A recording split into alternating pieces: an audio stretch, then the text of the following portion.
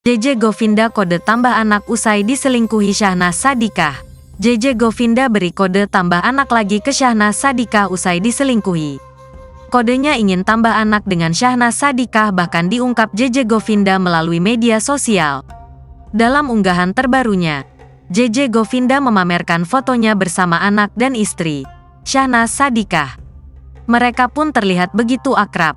Namun mendadak, JJ Govinda berharap bisa memiliki seorang anak lagi.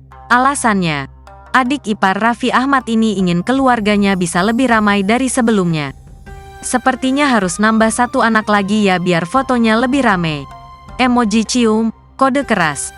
Tulis suami Syahnaz Sadiqah di Instagram. Dikutip Rabu, tanggal 29 Agustus tahun 2023.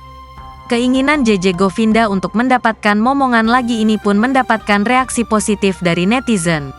"Aku sih yes Pika," ujar salah seorang netizen. "Tambah oh," sambung yang lain.